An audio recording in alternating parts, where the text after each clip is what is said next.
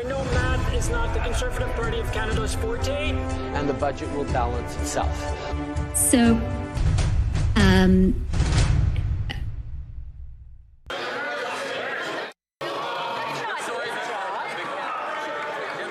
Mr. Speaker, last week we saw the Leader of the Opposition once again visit with supporters of white supremacy, anarchy, and misogyny.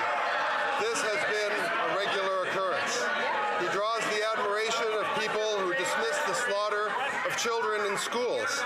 The Leader of the Opposition now has 30 seconds to speak to this House and to Canadians once I sit down.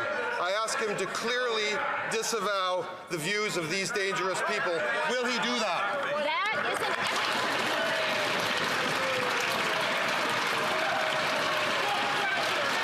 an Order.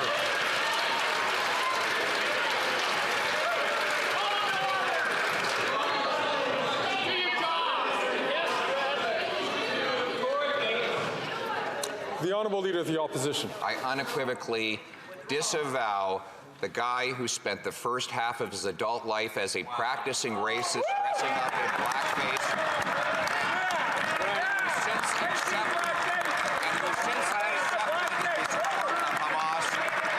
accepted the support of Hamas, and now he's brought on the extremist and radical position of allowing legal drug use in playgrounds, in hospitals, in coffee shops that has led to the mass death of our people. Will he not refuse the demand of Toronto to replicate the decriminalization nightmare in BC?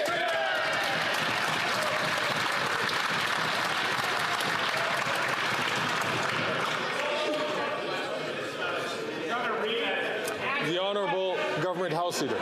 Mr. Speaker, I'm sad to say the Leader of the Conservatives, the Opposition, has shown us his true colors. He has. He speaks without conviction and clarity on a question that should be very, very, very simple for him to address.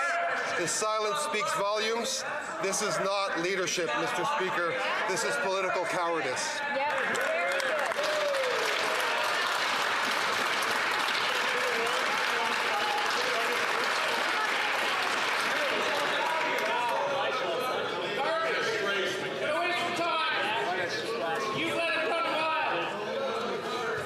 Order. How many scandals do you think Trudeau has had? I have another video over here showing how many, and it is a lot. And I think shame needs to be brought back into Canada because he has no shame anymore. And I think it just trickles down to everyone underneath him. And that's what's really frustrating about Trudeau. And as far as the election is concerned, obviously there should have been one a year ago. But do you think it'll really be in October 2025? Because his steam, like all he has to do is smile and for the camera, go on his vacations. There's going to be a new love in his life coming up, probably, because he has to, because he needs to take attention away from himself. Anyway, let me know in the comments what you think. Let's go back to the video. The Honourable Député de La Prairie. The Honourable Member for La Prairie. When the Prime Minister unveiled his budget, or rather his plan to invade Quebec's areas of jurisdiction, he justified it by saying, citizens don't care which level of government is responsible for what. Well, a Léger poll found that 82% of Quebecers think that the federal government should respect the division of powers. This is more proof that the Prime Minister is completely out of touch with reality. Quebecers are clear that what they want is for the federal government to work with other governments. Instead of playing politics, why doesn't the Prime Minister give Quebecers the money that they deserve? That is what Quebecers want. The Honourable Minister of Transportation. I know math is not the Conservative Party of Canada's forte. And the budget will balance itself. so,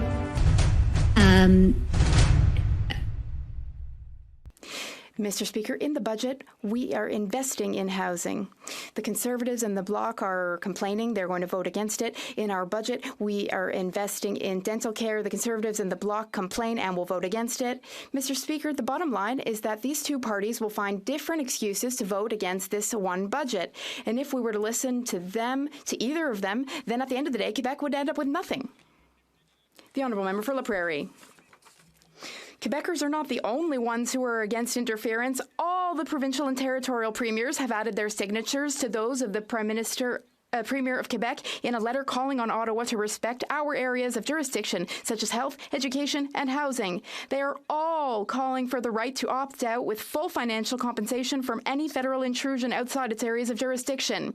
Everyone is opposed to federal interference from coast to coast to coast. When you think, as the Prime Minister does, that everyone else is wrong, maybe it's because you're the one who is looking for a fight. What does the Prime Minister have to say about that?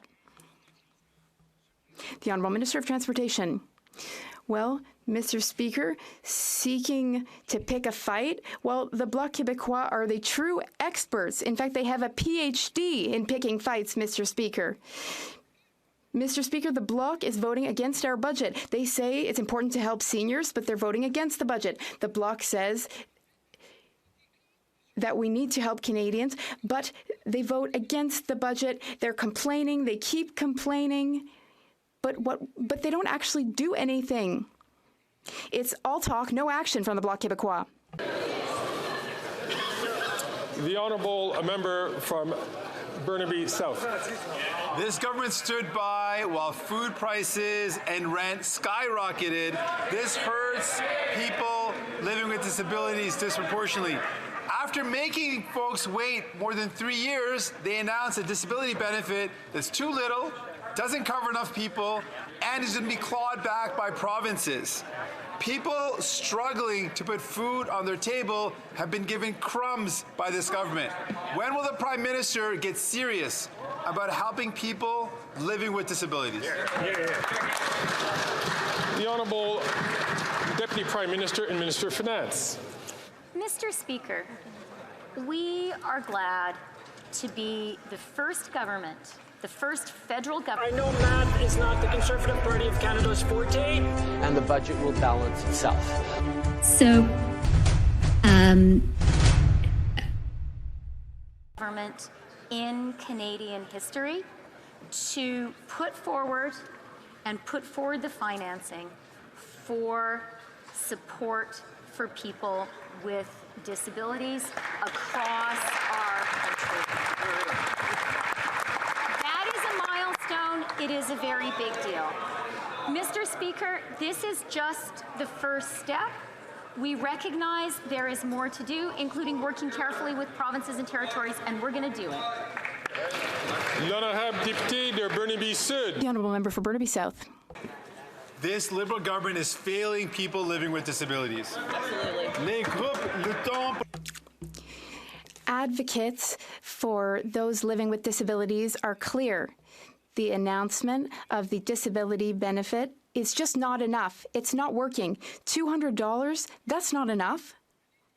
The Prime Minister has thousands, billions even, to give to big oil, but pennies for Canadians living with disabilities.